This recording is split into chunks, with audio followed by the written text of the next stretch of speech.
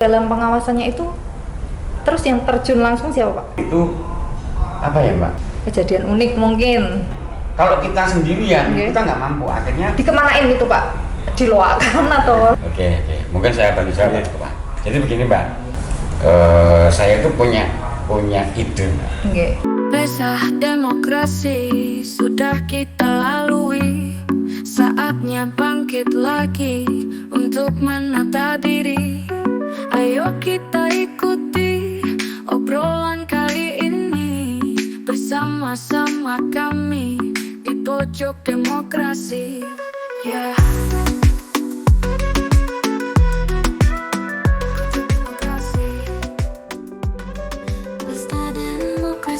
Assalamualaikum warahmatullahi wabarakatuh.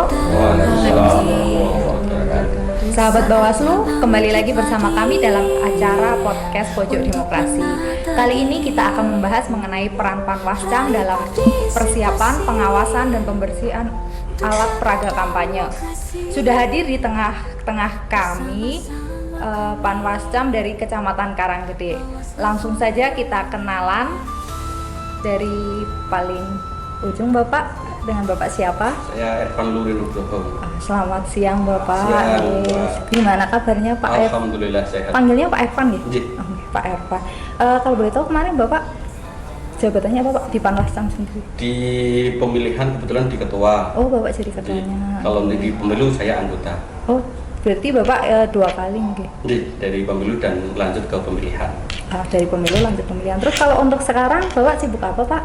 Kalau sekarang masih di rumah di sekolahan aja. Oh ngajar Pak? Di TU sih, bukan di ngajar.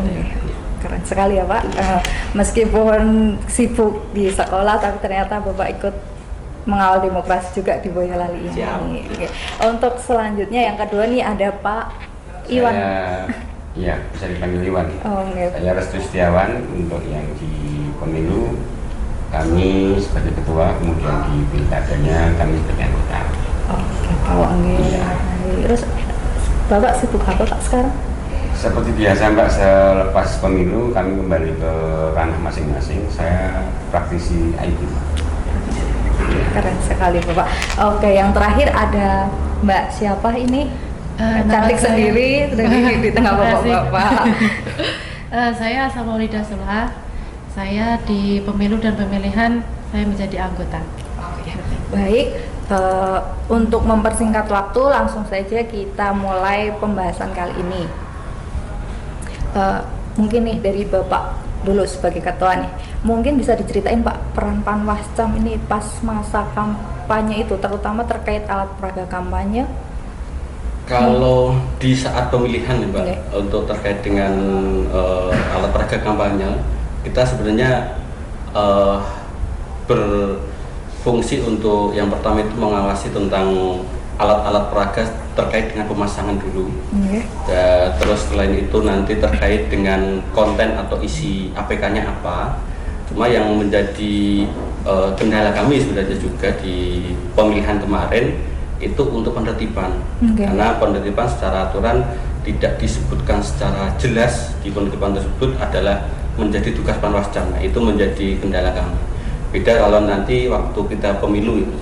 Kalau pemilu kita lebih lugas, lebih enak. Nah, kalau di pemilihan kemarin banyak pelanggaran-pelanggaran itu terkait dengan pemasangan aja sih Mbak sebenarnya.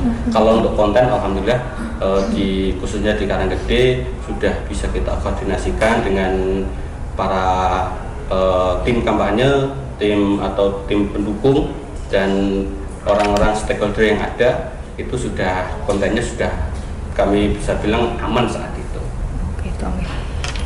Kalau dari Bapak mungkin ada tambahan karena di masa kan tadi ada pemilu sama pemilihan. Betul, baik Mbak, sebagaimana yang dikatakan oleh Pak Ketua tadi, bahwasannya memang konteks yang kami alami itu memang berbeda Mbak. Pada saat pemilu, Panwascam itu betul-betul bisa bergerak lebih leluasa karena sudah menjadi kebiasaan kami di tahun-tahun pemilu sebelumnya. Memang itu menjadi bisa dikatakan ranah-ranah yang menjadi kewajiban kami untuk penertiban APK. Kemudian menjadi berubah karena ada perubahan dari sisi undang-undang bahwasanya untuk yang saat pilkada serentak yang 2024 kemarin itu memang kami tidak diperkenankan untuk terjun secara aktif. Jadi kami hanya membiak di belakang, memastikan bahwa atribut yang terpasang di wilayah kami itu betul-betul sudah bersih pada saat hari tenang. Oh, berarti dalam pengawasannya itu terus yang terjun langsung siapa Pak? Kalau sebagai ini kan Bapak hanya mengawasi, memastikannya itu. Iya. Terus yang pas pemberesannya itu benar-benar dilakukan oleh para peserta pemilunya atau seperti apa itu? Oke, begini Mbak. Jadi pada saat pilkada kemarin kami otomatis melakukan koordinasi dengan teman-teman PPK berikut jajaran di bawahnya sampai ke PPS masing-masing. Kemudian kami juga memberi himbauan kepada masing-masing kandidat, masing-masing paslon beserta seluruh tim sukses mereka. Dan alhamdulillah untuk di Karangreji itu sinerginya bagus banget Mbak. Teman-teman PPS juga langsung ikut proaktif sekali. Kami juga ikut mendampingi juga dengan perasaan yang sukacita.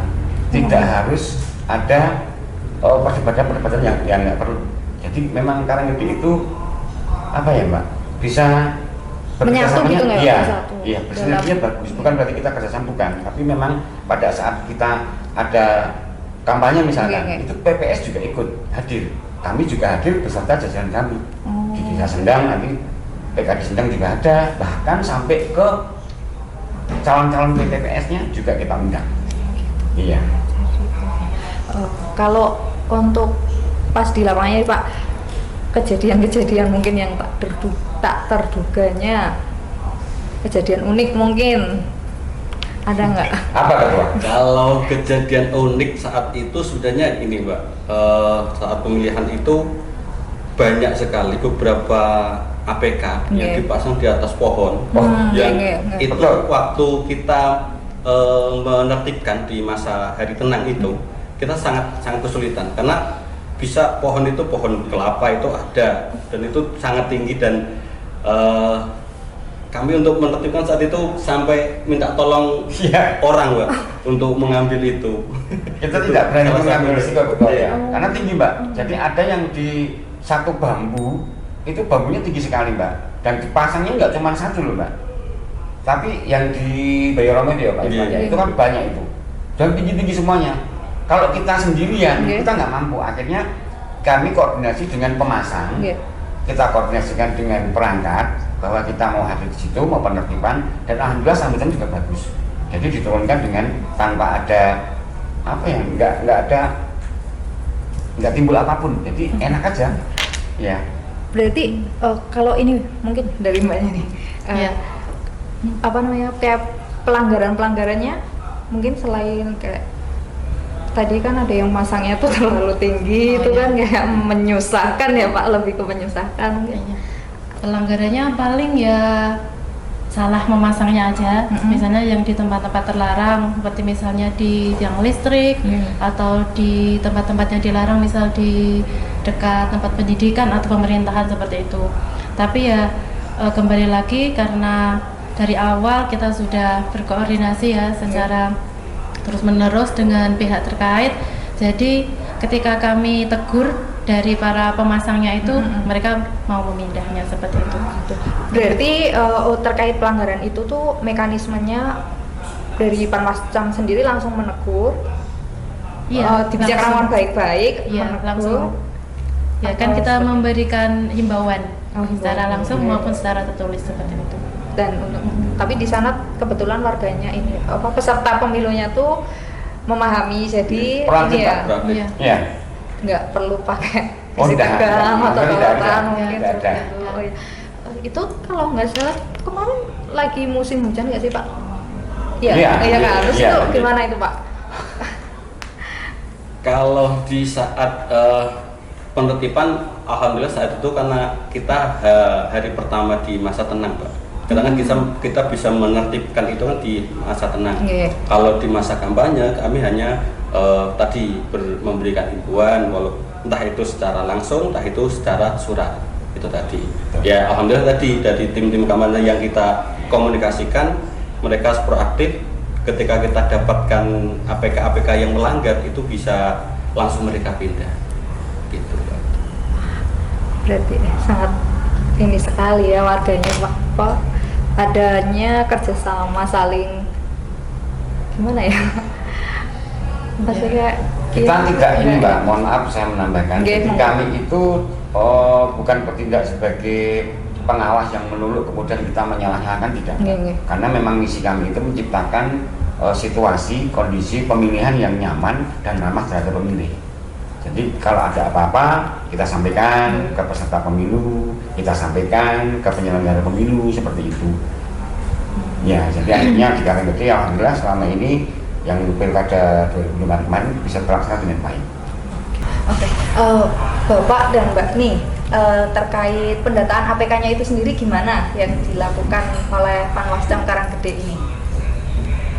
Kalau di pendataan Mbak, Iya. kebetulan begini, di Karanggede itu kami setiap hari Jumat Iya. itu mengadakan rakor rutin bersama seluruh PKD.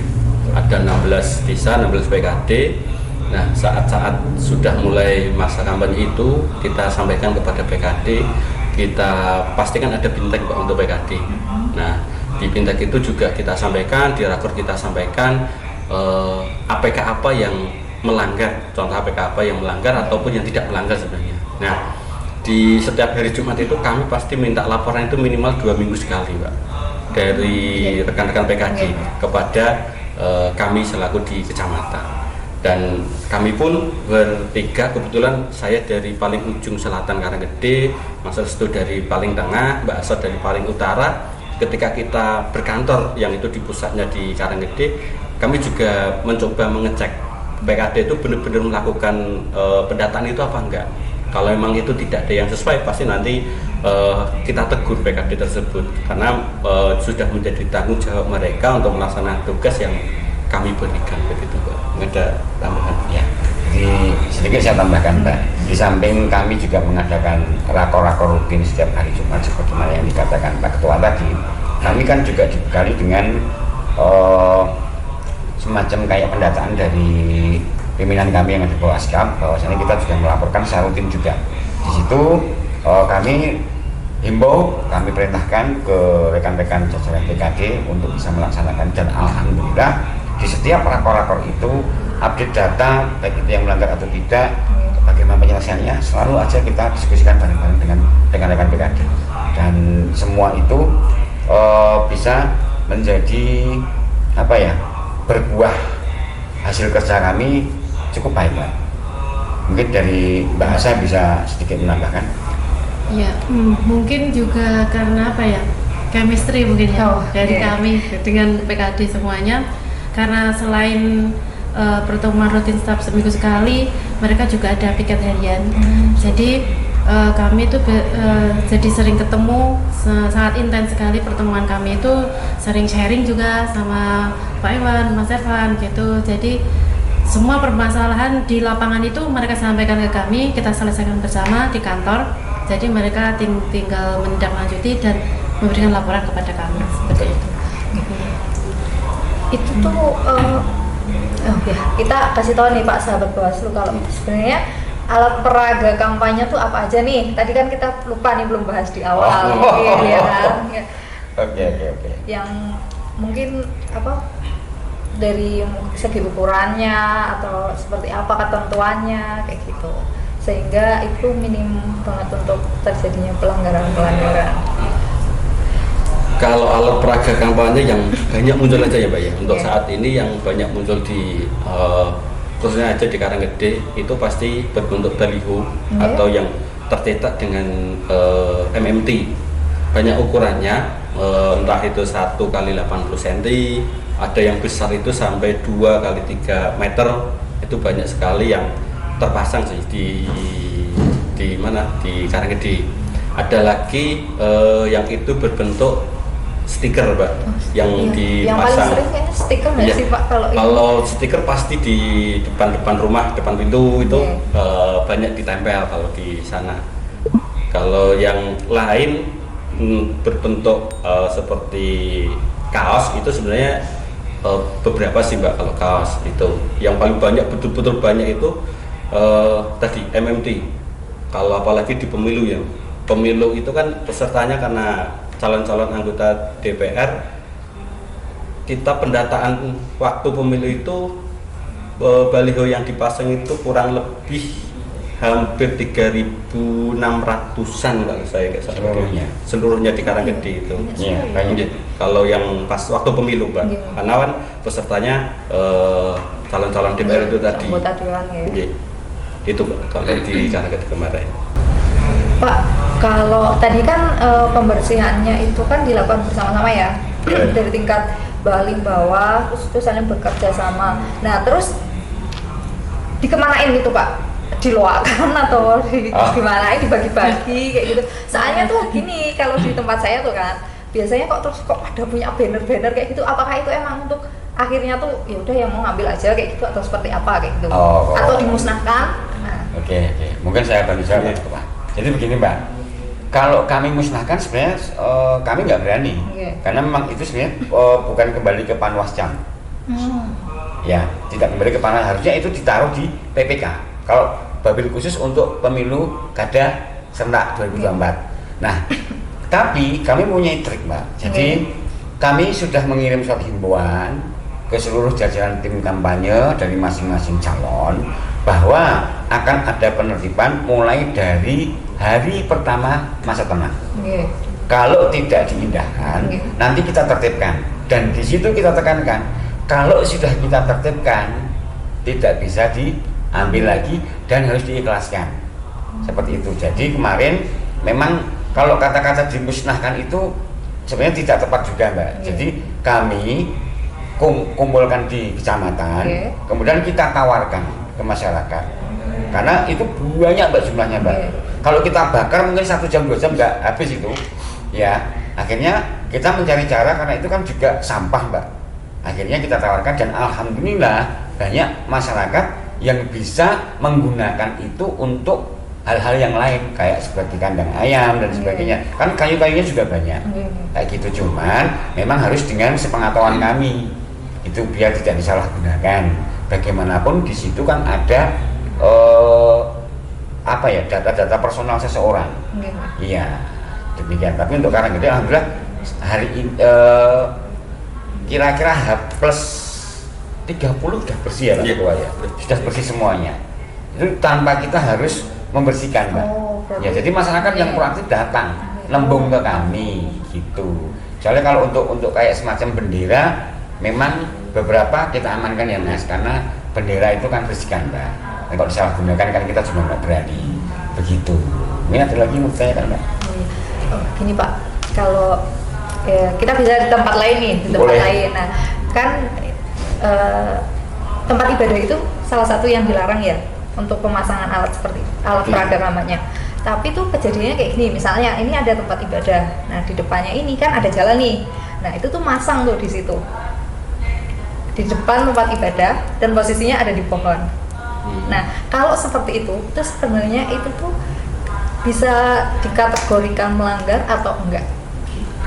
Kalau itu Mbak, sebenarnya kita bicara karena kami mengalami dua periode fase pemilu dan pemilihan. Kalau di fase pemilu itu ada jarak yang mengatur minimal 10 meter Mbak, dari pagar keluarnya masjid. Tapi kan kalau pertanyaan Mbak tadi di depan. Karena di depan dan itu dipasang di pohon itu udah salah dulu kan dipasang pohon. Kalau itu berdiri sendiri dan jaraknya itu bisa dibilang lebih dari 10 meter dari pagar keluar masjid, itu sah, diperbolehkan. Nah itu kalau untuk pemilu Mbak. Nah sedangkan ketika pemilihan itu nggak ada jarak. Yang bikin kita repot itu tuh di depan masjid ketika itu di luar pagar itu sah. Itu di pemilihan itu nggak apa-apa. Itu yang beberapa kami yang di bawah itu menjadikan diskusi yang lumayan hangat lah di saat itu karena mengalami kemarin pemilu dan itu kan jaraknya bisa dibilang hanya sekitar 1 tahun nggak ada kan Pak? Untuk masa kampanye dan di masa hari tenangnya itu jaraknya antara pemilu dan pemilihan nggak ada 1 tahun untuk masa-masa kami mengalami itu. Makanya ya kami tekankan tadi kepada baik PKD kami baik kepada peserta pemilu atau pemilihan ya emang ini ada perbedaan peraturan di situ seperti itu Mbak. Oke. Nanya lagi nih sama Mbak Asani. Tadi kan kalau kata Mbak tuh di tiang kan termasuk yang nggak boleh, tiang listrik tuh nggak boleh ya. Iya. Nah kejadiannya kalau misalnya nih di satu tiang tapi dia tuh pas perempatan ada tiang gede yang listrik itu dia dipasang-pasang di situ dan itu tuh nggak cuma 1-2, jadi semuanya tuh ngumpul di situ kayak gitu Pak. Nah itu tuh kan dia melanggar ya. Terus kalau kayak gitu tuh yang kena tegur berarti semuanya yang masang di situ atau seperti apa? Terus itu tuh berarti nanti yang menegur secara langsung dari Panwascamnya ke pesertanya atau melalui perwakilan tim suksesnya atau seperti apa? Oh iya, saya aja. Yang pasti itu melanggar semuanya, dan kita tegur semuanya pastinya. Dan kita itu menegurnya bisa lewat tim kampanye atau mungkin bisa lewat PKD. Kalau misalnya itu di wilayah kecamatan ya kami dari Panwascam yang menegur. Kalau misal itu masih di wilayah desa-desa kita menyuruh kepada teman-teman PKD seperti itu. Gitu. Berarti nanti PKD yang menjadi jembatan untuk menyampaikan ke tim ini untuk dibereskan gitu. Iya. Oke. Terus bedanya alat peraga kampanye dengan bahan kampanye, Pak, mungkin bisa dijelaskan. APS sama APK ya Mbak ya. Kalau APK itu lebih cenderung ke menonjolkan sisi visi dan misi dari masing-masing peserta. Kalau bahan kampanye itu misalkan kayak ballpoint masuknya, souvenir ya. Tapi APK itu contoh kayak baliho Mbak. Kemudian ada expander, kemudian ada spanduk yang selaras dengan bahu jalan itu masuk ke APK. Tapi kalau masuk topi, kemudian ada stiker, kemudian muk itu masuknya ke bahan kampanye, bukan ke alat peraga. Demikian. Kalau ini Pak, di Karanggede sendiri ada nggak sih kayak misalnya nih suatu pengajian, nah datang nih para calon-calon, terus habis itu tiba-tiba di kotak snacknya tuh ada stiker-stikernya, terus tadi juga dikasih souvenir, nah seperti itu. Nah itu dari Panwascam sendiri gimana? Oh ya, itu tidak bisa kita pungkiri ya Mbak ya. Kami mau mengatakan itu nggak ada, ya masyarakat juga paham lah. Cuman begini Mbak, kalau kami mengetahui sebelum acara pengajian atau acara apapun atas nama keagamaan, sebelum berlangsung, saya bisa katakan pasti kita tidak lanjuti. Tapi kalau sudah berlangsung, kami akan himbau untuk tidak diteruskan pemberian atribut kampanyenya. Pengajiannya berlangsung, tapi nanti dari timnya itu kami harapkan untuk bisa menarik diri. Kayak gitu. Karena pernah kejadian Mbak, saya itu dibilang membubarkan pengajian. Kenapa itu Pak? Ya karena di situ ada calon anggota dewan yang mengisi pengajian, diselipkan kampanye dengan pemberian kalender. Di dalam gulungan kalender ada yang buka, ada amplopnya. Kemudian saya mungkin bahasa yang saya sampaikan itu kurang lugas, apa mungkin nggak bisa dicerna sama hadirin, sehingga saya dikatakan mau membubarkan pengajian. Ini sempat agak bersih tegang. Kemudian kami jelaskan dan dihentikan sementara. Beliau yang mengisi pengajian itu kemudian merapat ke belakang masjid beserta dengan kami jajaran dari Panwascam. Kita kasih pengertian, kita diskusi beberapa saat. Pengajian seterusnya berlangsung dengan baik, tapi pemberian kalender kami tarik. Gitu. Iya, karena yang namanya menjembatani kepentingan banyak orang itu susah Mbak. Kadang-kadang kalau kita bicara dengan hukum secara letterlock Mbak, kita sampaikan pasal per pasal gitu ya Mbak, nanti kita yang dihujat Mbak. Tapi persuasif yang kita sampaikan, bukan karena mentang-mentang kita mengantongi undang-undang kemudian kita menyuarakan undang-undang itu begini-begini, Anda nanti kayaknya nggak bisa Mbak. Kalau di masyarakat desa nggak bisa. Jadi kita sampaikan secara persuasif yang mana itu bisa diterima mereka dengan lapang dada. Jadi tidak ada friksi begitu. Iya ada Mbak. Iya macam-macam Mbak. Pemilu itu asik kok Mbak. Oke. Iya, menjadi pengawas itu asik. Iya. Banyak konfliknya yang bersih Iya, tegang lucu. itu. Ya konflik yang terselesaikan kok Mbak. Oh, tapi terus Iya. sampai yang ini, Pak. Oh, enggak. Ya, karena kan kalau di Boyolali katanya tuh kayak apa panas kayak gitu. Wah, kalau di lokasi lain kami kurang bijak kalau Iya sih, tapi kalau untuk di Karanggede sendiri alhamdulillah baik semua. berkondisi Mbak baik. Iya. Iya. Iya, malah dulu ada kejadian Iya. lucu ya. Pas kita mau pembersihan APK di Iya. salah satu depan rumah orang, Iya. itu orangnya itu nggak boleh diambil. Oh, kenapa itu Mbak? Katanya Bisa kayak gitu. kan itu milikku yang pasang. Masuk properti. Iya, katanya begitu. Padahal itu di jalan tapi di depan rumahnya dia. Seperti itu. Itu sudah saatnya hari tenang kalau nggak salah di desa Pengkol. Iya. Seperti itu. Sampai kan itu yang keliling ke desa itu waktu membersihkan kan PKD-nya ikut sama Iya. PPS, PPK itu. Terus sampai tidak bisa mengatasi mereka semuanya, orangnya itu emosi ya, sangat emosi sekali. Pokoknya dia tuh bersikukuh bahwa itu miliknya dia, terserah dia mau diapakan seperti Oh, itu. seperti itu. Nggak boleh diambil. Iya, iya. Terus akhirnya lapor ke Panwascam dan akhirnya bisa diatasi oleh Pak Restu. Terus akhirnya mau di ini Iya, Mbak. dicopot gitu. Iya. Sebenarnya begini Mbak, sebenarnya saya bukan mengatakan cara kami itu yang paling benar, yang Iya, paling iya. baik, bukan Mbak. Cuman di sini saya bisa memberitahu ke rekan-rekan semua pemirsa khususnya bahwa kebijakan yang diambil oleh seorang Panwascam itu tidak melulu harus mengedepankan sisi-sisi apa ya Mbak, kayak ilmiahnya, kayak undang-undang. Mungkin saya nggak mengatakan teman PKD saya itu dulu nggak, tapi dia mengatakan undang-undang mengatakan seperti ini. Kalau kita bicara dengan orang-orang yang akademisinya itu bagus, Oke. SDM-nya oke, itu mungkin bisa masuk Mbak. Tapi kalau kita bicara dengan masyarakat awam yang dia taunya iki weku, iki neng omahku, Oke. nah itu nggak bisa Mbak. Oke. Nanti yang terjadi ya benturan. Akhirnya kan teman-teman PKD juga banyak yang muda-muda, nanti emosional. Nah kami mencoba hadir. Saat itu Pak Ketua ikut nggak? Betul. Nah, saya hadir di sana karena dari pihak Babinsa nggak bisa. Saya ke sana, kita dekati secara personal, Mbak. Kemudian kita ajak guyon-guyon dulu. Yang singkat dikarenakan bagaimana toh Pak? Oh begini, oh ya nggak apa-apa. Mau dimiliki boleh Pak, silakan. Ini memang mungkin anak buah saya saat soan anginipun matur kan pakai bahasa Jawa Kromo Mbak. Itu mungkin kurang pas dengan penggalih panjenengan. Saya atas nama Panwascam Karanggede memohon maaf atas sikap anak buah kami yang mana karena di dekat rumah Bapak itu ada TPS dan besok sudah penyelenggaraan. Saya harap dengan segala hormat untuk bisa dicopot. Nah, kalau gini kan enak ya gitu Mbak. Jadi hanya cerdas saja. Oh, jadi kadang miskomunikasi itu Betul. ya Pak. Oke. Sangat menarik sekali pembahasan kita kali ini. Mungkin ini terakhir Bapak-bapak dan Mbak ini mungkin pesan untuk ini masyarakat agar nantinya tuh meminimalisir permasalahan-permasalahan terkait APK kayak gitu. Dari siapa nih? Mbaknya dulu? Boleh. Saya dulu.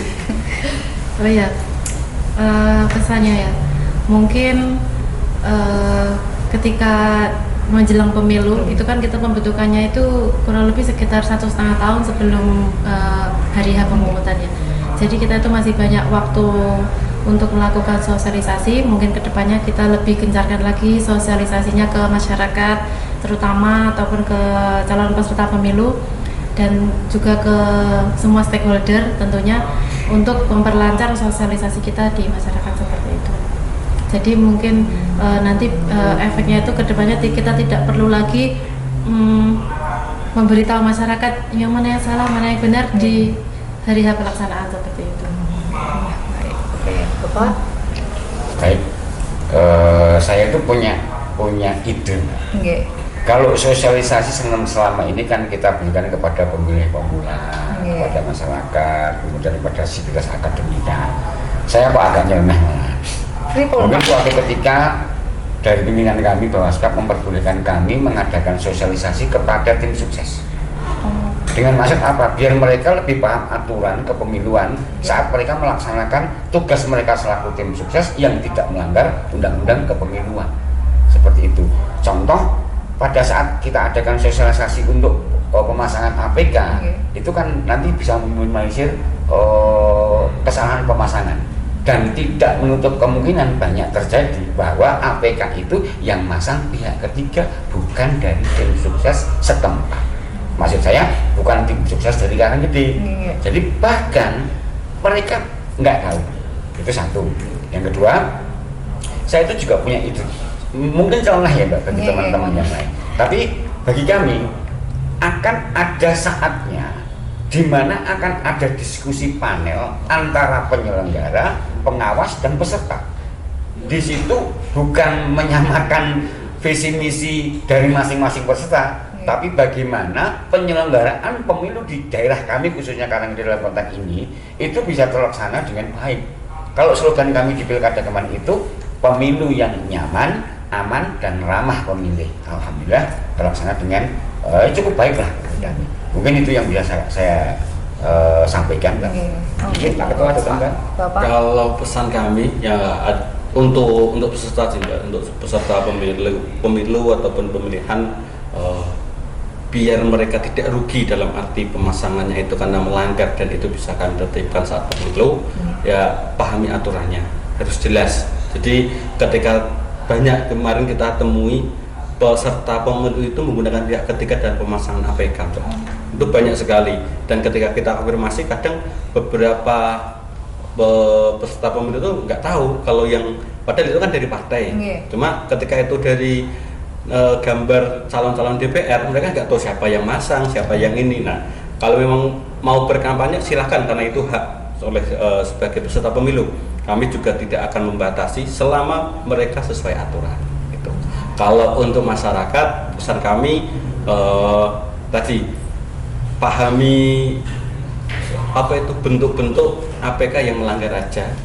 Mungkin bisa bertanya, karena kami jajaran pengawas itu ada sampai ke tingkat desa, bisa sampai ke tingkat TPS nanti waktu H-24 hari sebelum hari pencoblosan kami ada, dan pasti pengawas kami itu akan kami bekali mana toh APK yang itu melanggar dan mana APK yang tidak melanggar. Ketika ada dirasa masyarakat itu tidak nyaman ataupun itu kok melanggar apa enggak, ya silakan tanya aja, nggak apa-apa, karena memang kami hadir di sampai tingkat TPS itu fungsinya untuk tadi menyampaikan hal-hal yang mungkin masyarakat juga belum tahu kalau memang itu ada APK yang melanggar atau tidak gitu.